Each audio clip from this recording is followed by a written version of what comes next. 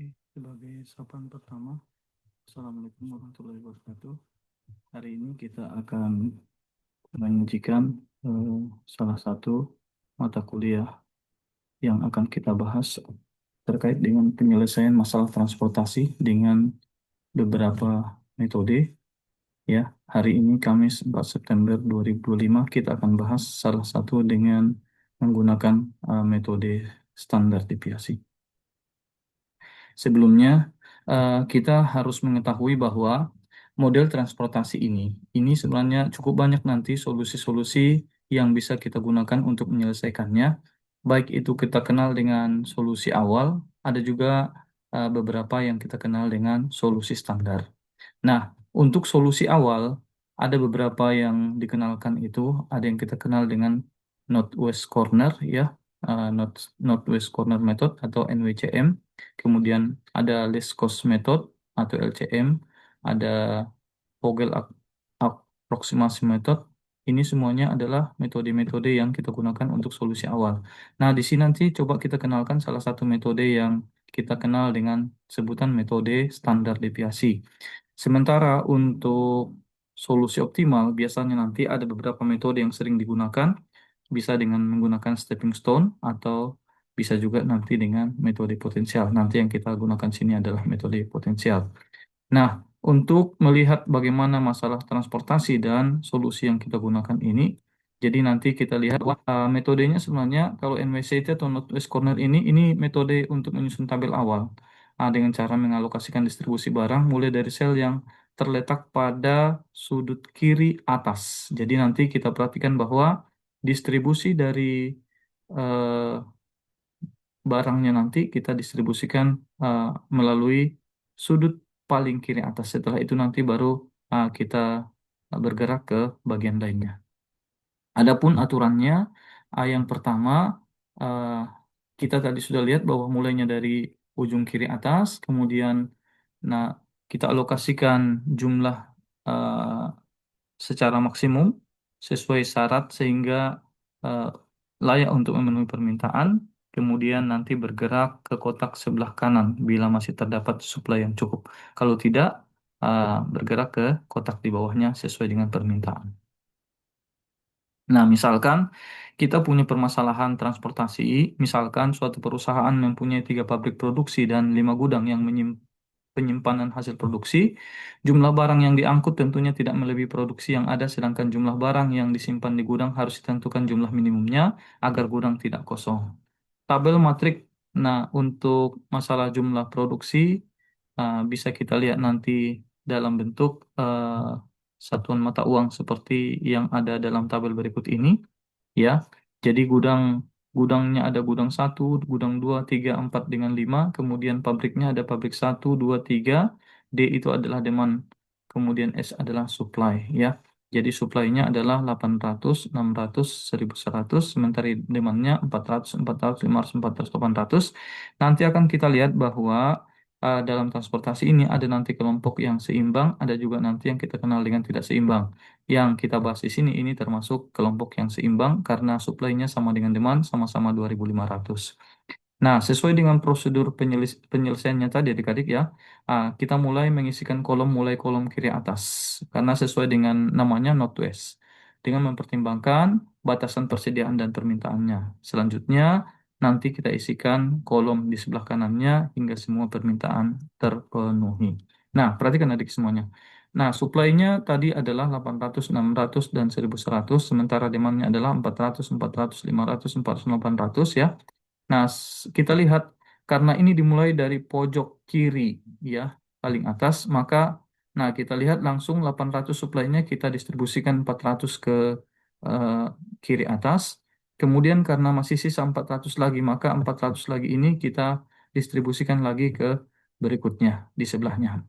Kemudian adik-adik semuanya, suplai berikutnya adalah 600. Nah, 600 itu kita distribusikan 500 ke G3. Kemudian 1100 ini berarti ini kita bagi karena yang 500 itu masih kurang sementara masih ada sisa 100 lagi adik-adik ya. Berarti yang 100 lagi ini masih bisa kita distribusikan ke sebelahnya ya. Nah, karena permintaannya 400 berarti kurang 300 lagi. Kemudian dari 1.100 digunakan 300 berarti distribusi berikutnya sisanya adalah 800. Nah, dari sini nanti adik-adik semuanya, maka kita menentukan biaya awalnya, biaya totalnya adalah tinggal kita kalikan. Tadi di sini adalah barang dikalikan dengan uh, ini biaya dikalikan dengan barang yang kita distribusikan ya, 50 kali 400 tambah 80 kali 400 tambah 70 kali 500 tambah 60 kali 100 tambah 60 dikalikan dengan 300 ditambahkan dengan 40 dikalikan dengan 800. Totalnya adalah 1.430.000. Ini adalah solusi awal adik-adik semuanya. Ya. Nah, berikutnya ada yang kita kenal dengan metode less cost atau metode menyusun tabel awal dengan cara pengalokasian distribusi barang dari sumber ke tujuan. Kita lihat nanti sesuai dengan namanya less cost adalah biaya distribusi terkecil.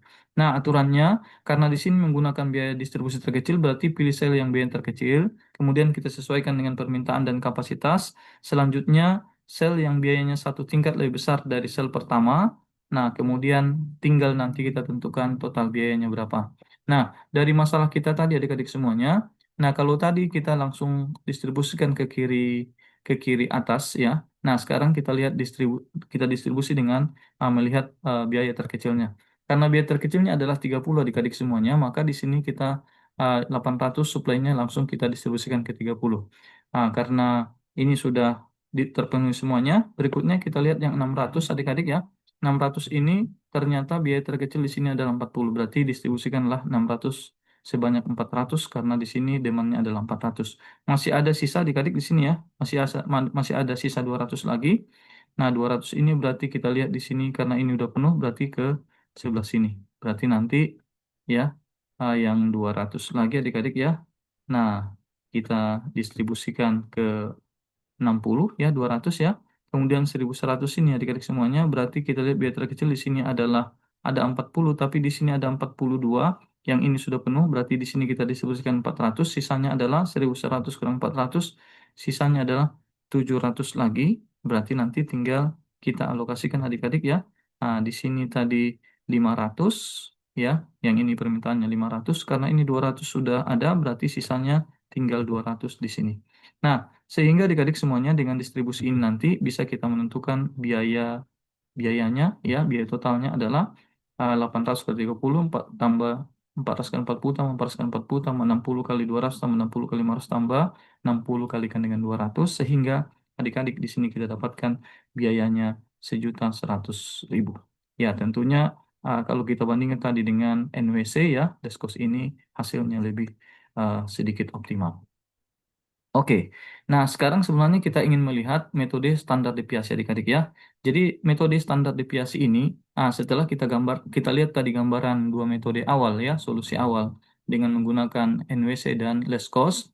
Nah sebenarnya di sini nanti metode standar deviasi dalam menentukan solusi fleksibel awal pada masalah transportasi, baik itu seimbang dan tidak seimbang. Tapi nanti kita lihat untuk kesempatan ini kita akan lihat nanti penggunaan yang seimbang, walaupun nanti secara teori kita lihat juga untuk yang tidak seimbang. Kemudian kita lihat prosedur untuk solusi fleksibel awal ya masalah transportasi seimbang maupun tidak seimbang menggunakan metode standar deviasi ini.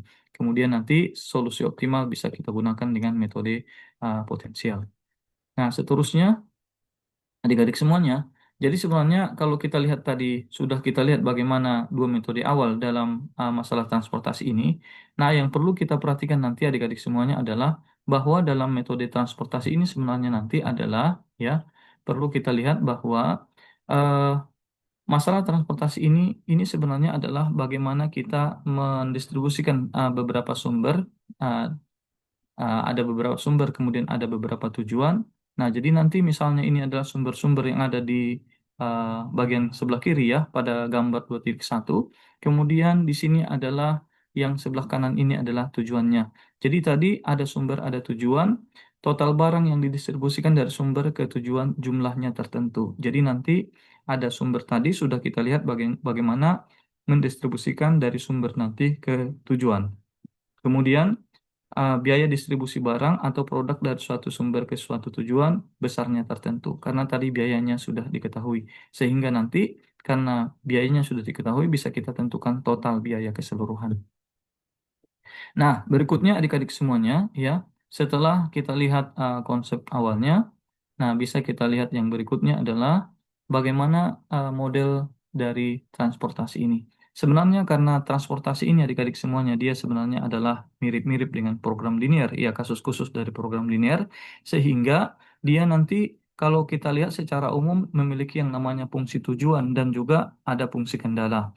Kalau kita perhatikan fungsi tujuan transportasi ini karena rata-rata kita ingin meminimumkan namanya biaya total, pasti kita ingin meminimumkannya ya, di mana nanti dari bagaimana kita eh, mengalihkan antara biaya ya CIJ ini adalah biaya dari pendistribusian barang, kemudian XIJ-nya tadi adalah total atau jumlah barang yang didistribusikan dari sumber I ke tujuan J.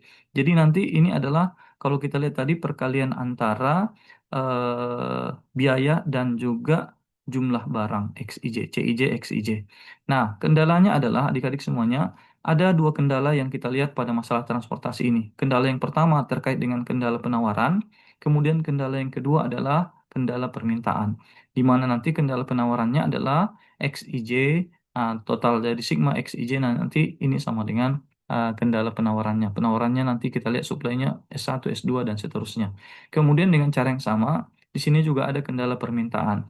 Nah, kendala permintaan itu adalah sesuai dengan sigma XIJ nanti DJ-nya demandnya D1, D2 hingga DN. Nah, selanjutnya adik-adik semuanya pada masalah program linear biasanya kita juga memiliki eh, syarat sumber daya di mana dia harus positif ya. XIJ-nya besar sama dengan nol karena ingat bahwa dalam program linear itu sumber daya akan berjalan pada saat dia bernilai positif bukan bernilai negatif. Nah, selanjutnya adik-adik semuanya, setelah kita mengetahui model dari transportasinya ya.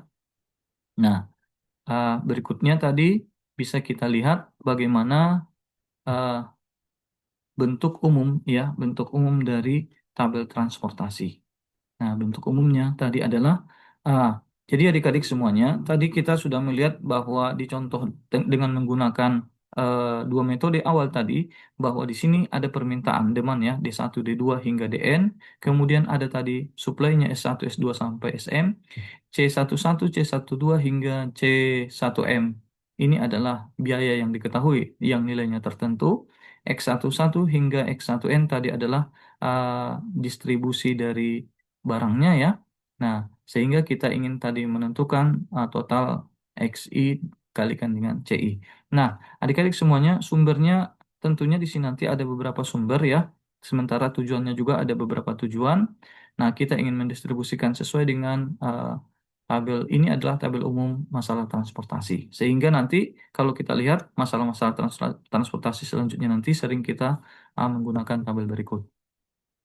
Nah, kategori masalah dalam transportasi ini, adik-adik semuanya, dalam transportasi nanti kita kenal ada yang kita sebut dengan masalah transportasi seimbang, kemudian ada yang kita sebut dengan masalah transportasi tidak seimbang.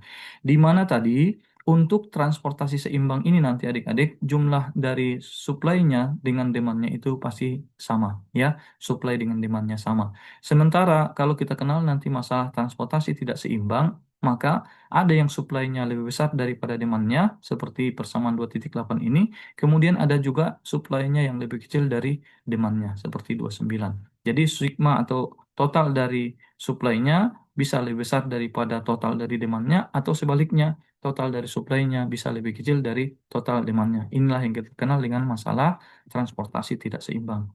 Nah, selanjutnya adik-adik semuanya, jadi bisa kita lihat tadi pada saat kita sebut dia transportasinya seimbang, maka lihatlah pojok kanan bawah ini adik-adik semuanya, inilah nanti yang memastikan kita di mana antara total supply-nya nanti adik-adik semuanya dengan total demand-nya, ini nanti kalau dia kita sebut dengan transportasi seimbang, maka di sini nanti yang hasilnya harus sama, ya. Total supply dengan total demand-nya ini harus sama. Lihat pojok kanan, ya, pojok kanan bawah adik-adik semuanya ya.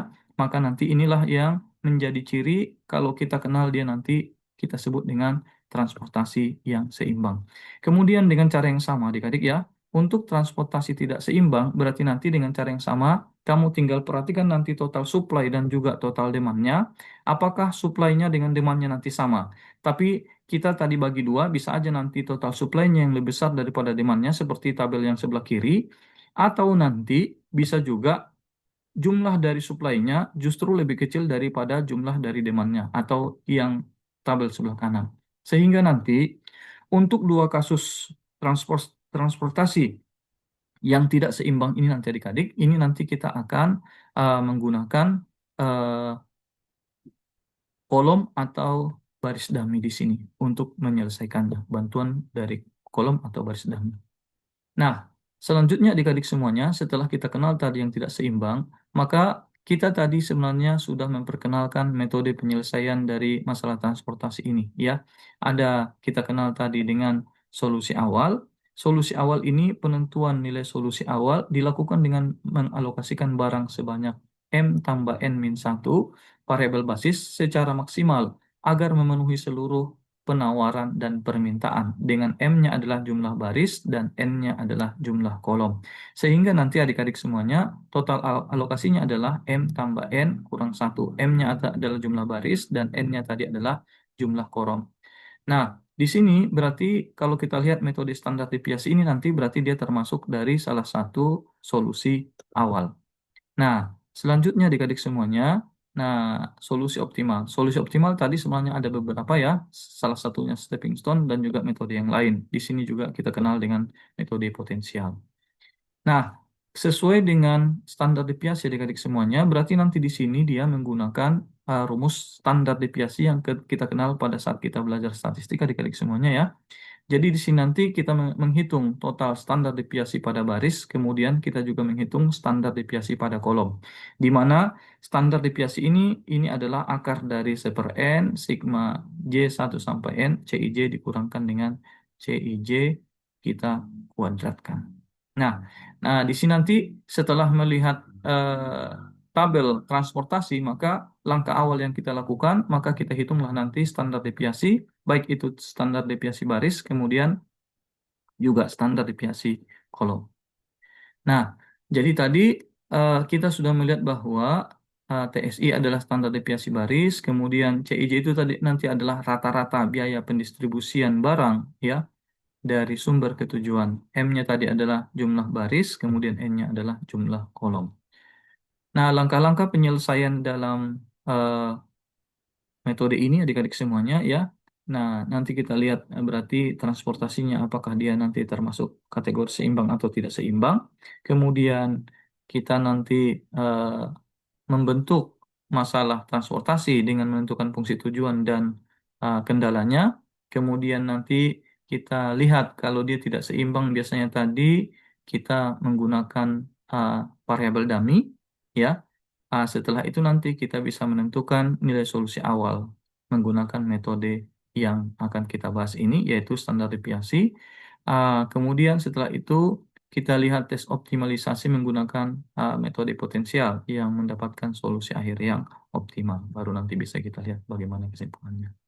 Nah, adik-adik semuanya, dalam model transportasi sebenarnya ada beberapa asumsi-asumsi yang nanti bisa kita gunakan. Yang pertama, setiap sumber memiliki pasokan atau penawaran yang berjumlah tetap untuk didistribusikan ke berbagai tujuan. Kemudian yang kedua, setiap tujuan memiliki jumlah permintaan yang tetap. Kemudian yang ketiga, biaya pendistribusian barang dari sumber ke tujuan berbanding lurus dengan banyaknya barang yang didistribusikan.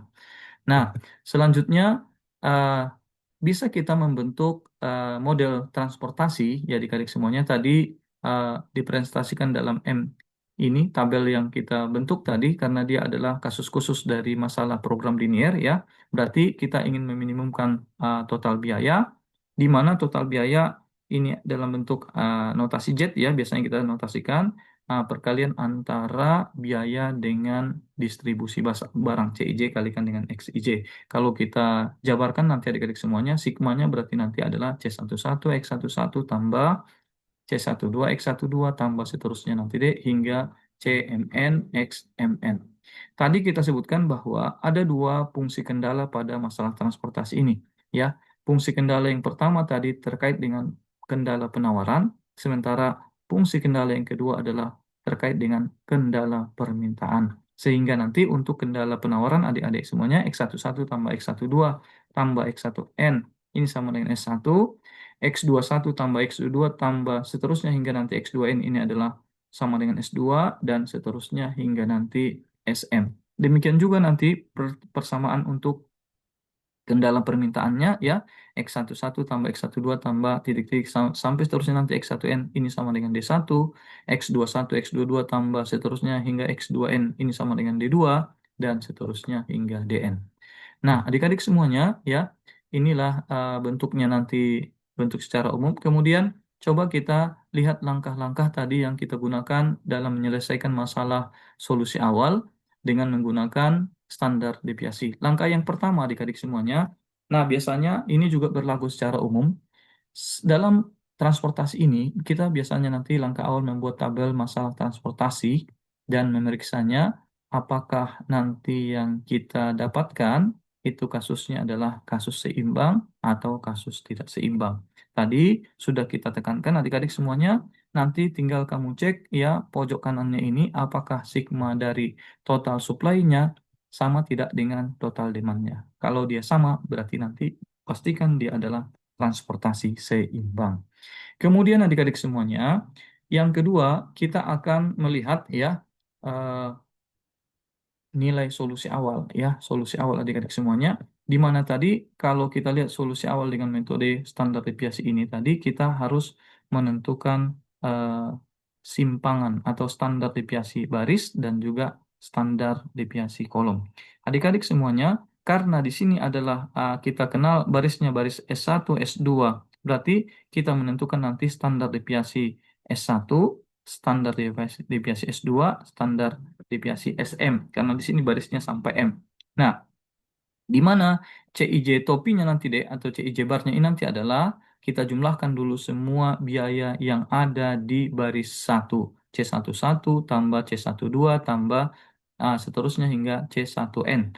Nah, nanti masing-masing biaya ini dikurangkan dengan CIJ bar ini adik-adik semuanya. Ya. Nah, sehingga nanti kita dapatkanlah di sini standar deviasi S1 hingga nanti standar deviasi SM yang ada di sebelah kanan tabel nanti bisa kita tambahkan tabelnya. Nah, seterusnya adik-adik semuanya dengan cara yang sama nanti ya.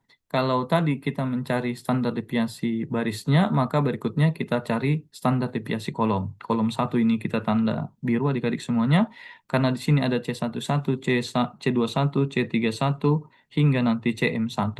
Maka dengan cara yang sama, CIJ bar-nya dulu kita tentukan di mana ini adalah total penjumlahan biaya yang ada di kolom 1 C11 ditambah C21 tambah seterusnya nanti hingga CM1 karena banyaknya sebanyak M kita bagikan dengan M. Nah, nilai ini nanti CIJ bar ini akan kita gunakan untuk menentukan masing-masing eh, standar deviasi yang ada di kolom 1, kolom 2 dan seterusnya hingga kolom N nanti adik-adik. Jadi ini berarti standar ini D1 ya, karena di sini permintaannya kita singkat dengan D1, D2 hingga Dn. Berarti nanti kita hitung standar deviasi D1, ini berarti adalah kolom 1, standar deviasi kolom 2 hingga nanti kolom Kn. Nah, adik-adik semuanya setelah kita tentukan nanti baik itu baris dan kolomnya, maka kita periksa baris atau kolom dengan nilai standar deviasi terbesar adik-adik ya.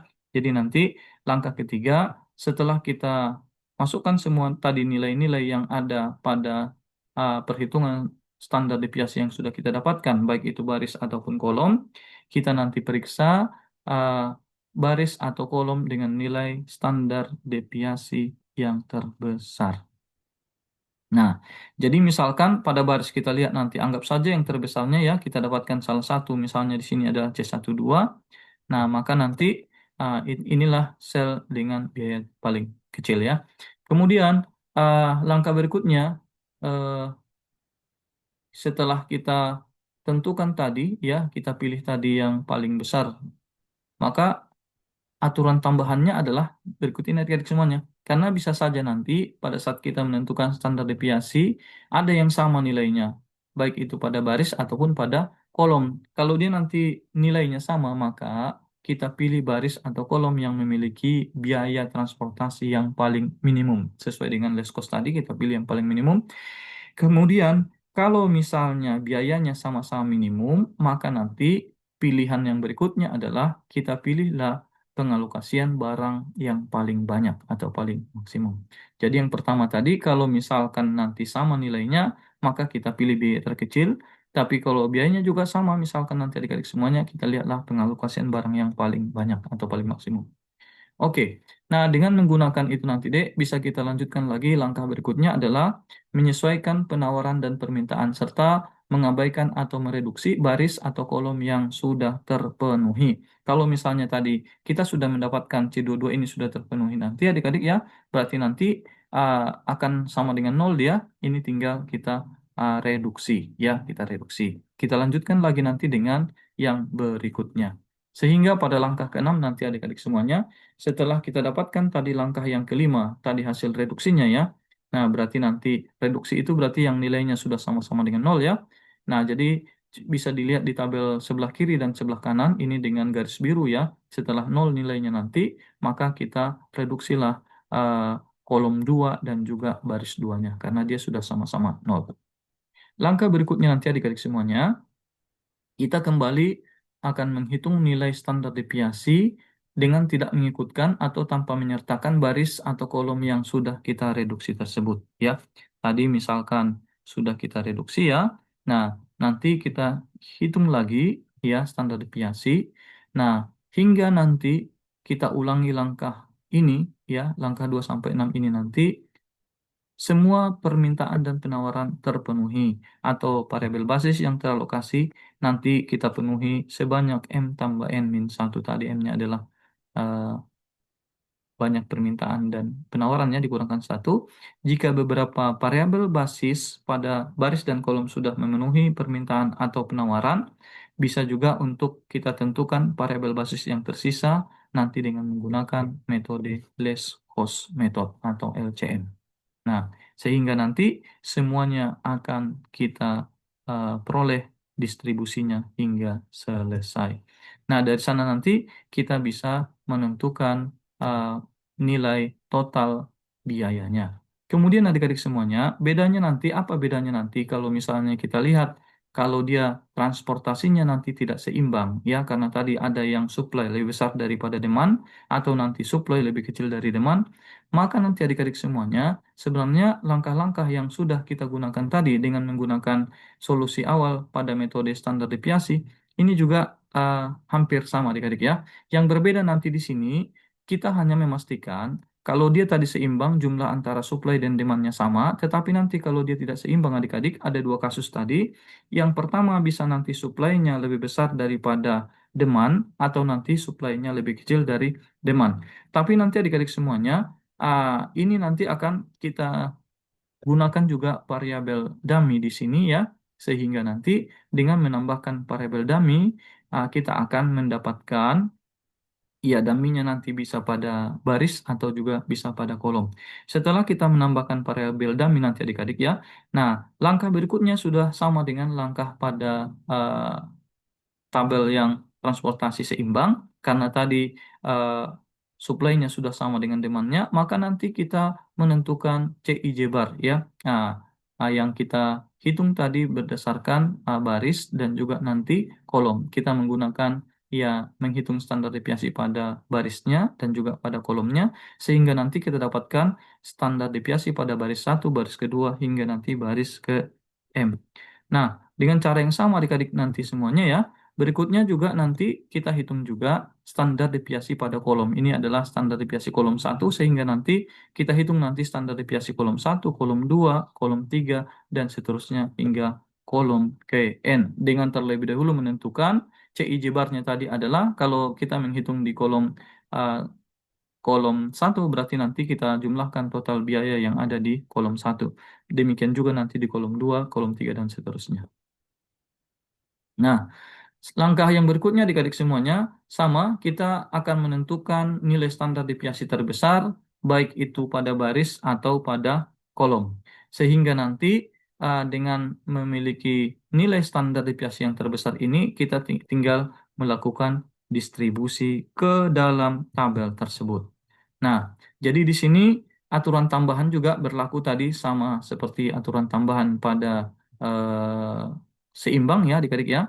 Jika terdapat kendala untuk menentukan pengalokasian barang, maka dapat menggunakan aturan tambahan yang seperti sebelumnya, yaitu nanti ada dua. Kalau dia nanti eh, nilainya sama ya, kita ambil nanti biaya paling kecil. Kalau dia nanti biayanya juga sama, maka kita ambil distribusi barang yang paling besar. Kemudian adik-adik semuanya, setelah itu kita gunakan, maka langkah kelima adalah menyesuaikan penawaran dan permintaan serta mereduksi baris atau kolom yang sudah terpenuhi seperti yang tadi. Nah, langkah keenam kembali kita lanjutkan lagi adik-adik semuanya ya. Sampai semuanya selesai karena yang tereduksi sudah kita keluarkan, maka nanti kita hitung kembali nilai standar deviasi tanpa menyertakan baris dan kolom yang sudah kita reduksi tadi. Nah, hingga nanti kita mendapatkan variabel basis yang teralokasi sebanyak M tambah N kurang satu. Jika nanti adik-adik semuanya ini sudah kita penuhi, masih ada lagi nanti yang tersisa, maka bisa kita gunakan dengan metode less cost method seperti yang sudah kita ilustrasikan tadi pada metode sebelumnya. Oke, adik-adik semuanya. Nah, eh, jadi nanti adik-adik semuanya ya, kita lihat bahwa dia tadi bisa eh, tidak seimbang. Ini yang supply lebih kecil dari demandnya adik-adik. Yang tadi yang pertama adalah supply-nya lebih besar daripada demand. Yang kedua ini adalah supply lebih kecil daripada demand. Langkah-langkah yang kita gunakan di sini juga adik-adik sama ya. Kita cek tadi karena dia lebih kecil, maka nanti perhitungan standar deviasi baris adik-adik ya. Nah, deviasi baris.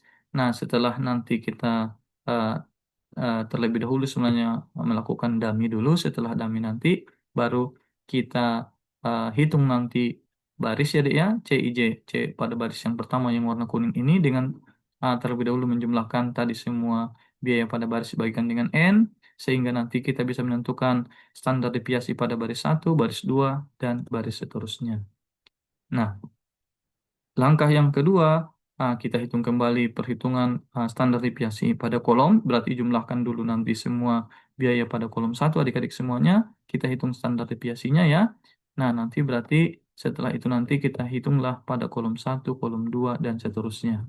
Nah, setelah itu kita tinggal menentukan standar deviasi yang terbesar, baik itu pada baris atau pada kolom. Setelah kita dapatkan tadi, kita tentukan yang terbesar, maka kita lakukan pendistribusian dengan melakukan tadi aturan tambahan kalau diperlukan. Nah, setelah itu nanti tinggal kita lakukan reduksi ya, Dek ya. Kita reduksi nanti baris kolom yang sudah terpenuhi. Nah, langkah keenam, kembali kita lanjutkan lagi menghitung nilai standar deviasi tanpa menyertakan yang sudah kita reduksi, sampai nanti kita dapatkan pada langkah ketujuh sebanyak M tambah N min 1, iya, sel variabel basis yang teralokasikan. Nah, setelah itu sisanya bisa kita gunakan dengan less cost adik-adik. Nah, adik-adik semuanya, kalau nanti kita lihat untuk solusi optimal ya solusi dengan metode potensial ini, langkah yang pertama nanti kita bentuk kembali tabel uh, akhir tadi yang sudah kita dapatkan dari solusi awal ya. Yang yaitu dari solusi awalnya kita dapatkan dengan metode standar deviasi, nanti kita letakkan pada tabel awal. Kemudian langkah kedua kita membentuk matriks biaya awal atau CIJ ya. Jadi nanti kita hitung C11, C12, C13, C22, C21, 22, 23, 31, 32, 33. Dengan cara nanti adik-adik semuanya ya kita hitung berarti uh, langkah yang ketiga membentuk baris UI dan kolom PJ dengan menyesuaikan biaya pendistribusian yang terdapat pada basis. Nah, jadi nanti di sini adik-adik uh, kita misalkan nanti U1-nya ada 0, kemudian kita tentukan nanti masing-masing nilai UI dan PJ menggunakan persamaan yang sudah kita gunakan pada persamaan sebelumnya. Kemudian kita bentuk nanti matriks perubahan dari nilai yang sudah kita tentukan. Nah, langkah kelima nanti menghitung matriks evaluasi menggunakan persamaan yang sudah ada adik-adik ya, sehingga nanti langkah yang keenam mengalokasikan sejumlah entering variabel XIJ ya. Jadi nanti kita biasanya nanti membentuk sebuah loop ya, di mana loopnya itu nanti merupakan variabel basis yang akan kita lengkapi dengan tanda plus min secara bergantian ya. Pemberian tanda plus nanti dimulai dari variabel non basis dengan nilai paling negatif. Kemudian tanda positif bertujuan untuk menambah pengalokasian, sedangkan tanda negatif itu bertujuan untuk mengurangi pengalokasian barang. Nah, penambahan dan pengurangan alokasi berdasarkan kapasitas terkecil pada sel yang bertanda negatif. Apabila seluruh perhitungan matrik bernilai positif, maka solusi yang diperoleh itu sudah kita dapatkan solusi yang optimal. Nah, adik-adik semuanya ya. Jadi di sini nanti inilah loop yang kita lihat itu ya. Ini nanti tandanya plus. Ini adalah min. Berarti nanti X32-nya bergeser alokasinya ke atas. Kemudian yang ini pindah ke sebelah kanan. Ini ke kiri. Sehingga nanti langkah ini kita ulangi. Sehingga nanti kita dapatkan matrik DIJ-nya tadi yang dihasilkan bernilai positif. Itu tadi menandakan bahwa penyelesaian yang diperoleh sudah optimal.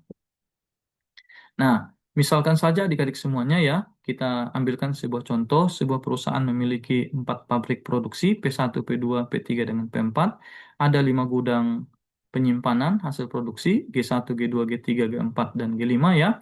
Barang-barang dari pabrik akan didistribusikan ke setiap gudang dengan jumlah masing-masing barang 100, 80, 70, dan 90 unit. Sedangkan untuk kapasitasnya, di sini gudangnya memiliki kapasitas 60, 40, 100, 50, dan 90 unit barang. Nah, besarnya masing-masing biaya distribusi bisa kita lihat pada tabel 436 yang sudah ada di bawah. Nah, sehingga adik-adik semuanya dari sini nanti bisa kita bentuk bentuk umum dari eh, tabel awal dari masalah transportasinya, di mana tadi masing-masing supply sudah kita lihat deh ya, supply-nya ada sebelah kanan ini, kemudian demand-nya ada di bawah. Karena jumlah supply dengan demand sama, berarti ini adalah kita kenal dengan transportasi seimbang.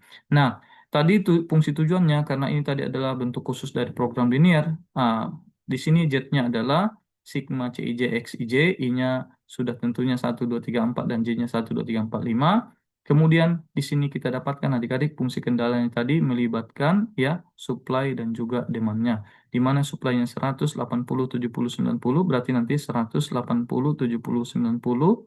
Kemudian yang berikutnya ini ke bawah adalah berasal dari demand. Demand-nya tadi 60, 40, 150, 90 ini ya.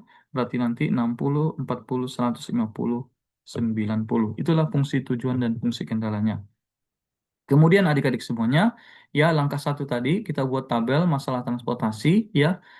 Jadi kita tadi sudah bentuk tabelnya bahwa itu adalah tabel seimbang. Kemudian langkah yang kedua, kita menghitung masing-masing kolom dan baris, jadi ya kita hitung standar deviasi pada baris dulu baru kolom, ya, menggunakan rumus. Nah, ini sudah kita dapatkan pada barisnya 9, pada kolomnya 7,6, pada ini ya pada baris satu berarti eh, standar deviasi baris satu 9, baris 2 7,6, baris 3 7, baris 4 7. Kemudian ini adalah standar deviasi pada kolom ya 9,25, 6, 8, 7, 8 dengan menggunakan rumus standar deviasi. Nah, seterusnya adik-adik semuanya ya, langkah yang ketiga memeriksa nilai standar deviasi terbesar suatu baris atau kolom. Nah, setelah kita dapatkan di sini nilai terbesarnya adalah 3,91 adik-adik ya, 3,91, maka berarti kita lihat nanti di sini biayanya yang paling kecil adalah 4. Maka kita distribusikanlah ke 4 ini adik-adik ya. Nah, maka nanti kita dapatkanlah bentuknya nanti adalah ya. Nah, kita distribusikan ya. 80 tadi kita distribusikan ke 4 itu ya. Setelah kita distribusikan 80 ini adik-adik semuanya ya, maka nanti kita dapatkanlah bentuknya sesuai dengan tabel yang sudah ada. Kita perhatikan bahwa dari tabel yang kita punya adik-adik semuanya bahwa nanti tinggal kita ah, mereduksi tabel yang sudah kita isi adik-adik ya. Nah, dari tabel yang sudah kita isikan ini, kita bisa melanjutkan ke langkah yang berikutnya adik-adik ya. Langkah berikutnya di sini kita menentukan eh, kita menentukan kembali nilai standar deviasi tanpa menyertakan baris dan kolom yang sudah kita lakukan reduksi tadi ya. Nah, jadi adik-adik semuanya nanti berarti kita kita lakukan perhitungan kembali ya. Setelah kita lakukan perhitungan, maka nanti kita dapatkanlah hasilnya. Ah, Selanjutnya adik-adik semuanya langkah ketujuh kita ulangi lagi langkah 2 hingga langkah 6 hingga semua permintaan dan penawaran terpenuhi atau variabel basis yang teralokasi itu sudah kita dapatkan sebanyak M tambah N min 1 sel. Nah, adik-adik semuanya berarti nanti kita lihat setelah kita reduksi ya di tabel berikutnya ini adalah kita dapatkan, kita distribusikan lagi barangnya ya. Nah, setelah itu sisanya nanti bisa kita gunakan dengan metode less cost adik-adik ya. Jadi nanti setelah kita distribusikan semuanya ya, nah baru kita nanti bisa gunakan bahwa sisanya ini sudah kita dapatkan adik-adik semuanya ya. Kita alokasikan sesuai dengan eh, permintaan dan juga suplainya ya. Nah, akhirnya kita bisa nanti menentukan nilai optimalnya di mana nanti adik-adik semuanya dari karena di sini tadi sudah kita penuhi ya bahwa M tambah N min 1 maka solusi awal bisa kita nyatakan layak dan dapat dilakukan perhitungan biaya minimal sebagai berikut ya. Jadi 10 kali 60 tambah 9 kali 40, kemudian tambah 4 kali 80, kemudian tambah 7 kali 60, ditambah 6 kali 10, tambah 4 kali 40, 3 kali 50, kita dapatkan 2070 satuan. Inilah solusi awalnya adik-adik. Nah, selanjutnya adik-adik semuanya, ya, langkah yang berikutnya, kita akan menyelesaikan solusi optimal dengan menggunakan metode potensial, ya, di mana tadi kita bentuk kembali tabel akhir solusi awal menggunakan metode standar deviasi yang sudah kita dapatkan tadi adik semuanya ya. Ini di tabel 453. Kemudian kita susun matrik biaya awal CIJ-nya berdasarkan matrik dari nilai biaya awal tadi yang sudah kita dapatkan di tabel ya. Nah, kemudian adik-adik semuanya, nah setelah itu kita bentuk baris UI dan kolom PJ dengan penyesuaian biaya pendistribusian pada variabel basis ya. Nah, kita cari UI PJ menggunakan persamaan 214 dengan UI U1-nya tadi adalah 0 sehingga kita akan mendapatkan U1 tambah P1 sama dengan 10 karena U1-nya 0, P1-nya 10. Kemudian eh, dengan cara yang sama adik-adik semuanya ya, kita tentukan tadi U1 tambah P3 sama dengan 9, karena U1-nya tadi 0, berarti P3-nya 9, kemudian U3 tambah P3 sama dengan 7, ya. Ah, karena U3-nya tadi kita dapatkan, P3-nya tadi kita dapatkan 9, berarti U3-nya negatif 2, kemudian di sini U3 tambah P2 sama dengan 3, ya. Nah, ini tadi U3 tambah P2 sama dengan 3, karena U3-nya min 2 tambah P2 tadi sama dengan 3, P2-nya adalah 5, dan seterusnya nanti deh hingga kita dapatkanlah nilai P5, D8, kemudian U2-nya min 4, kemudian U4-nya min 1, P4-nya adalah 4. Nah, adik-adik semuanya, setelah kita dapat nanti nilainya ya, kita masukkan matrik perubahan ZIJ-nya, nah dari yang sudah kita dapatkan tadi, langkah kelima nanti kita menentukan DIJ ya, menghitung matriks evaluasi DIJ untuk menentukan setiap variabel non-basis dengan menggunakan persamaan DIJ sama dengan CIJ kurangkan dengan ZIJ. Sehingga kita dapatkanlah DIJ-nya nanti adalah 0, 3, 0, 1, 5, 1, 8, 3, 10, 0, 1, 0, 0, 8, 0, 2, 0, 0, 0, 2. Karena DIJ-nya semuanya sudah positif besar sama dengan 0, berdasarkan ini bahwa metode potensial penyelesaiannya sudah memenuhi. Dan dari sini nanti bisa kita hitung solusi optimalnya. Kita lakukan perhitungan CIJ, berarti C11, X11, C13, X13, dan seterusnya nanti adik-adik. Kita dapatkanlah hasilnya 2070 satuan. Adik-adik semuanya, ini kita cukupkan dulu metode dengan metode pada masalah transportasi seimbang. Berikutnya nanti akan kita lanjutkan lagi dengan masalah yang tidak seimbang. Nah, silakan adik-adik semuanya ya dipelajari. Semoga sukses. Assalamualaikum warahmatullahi wabarakatuh.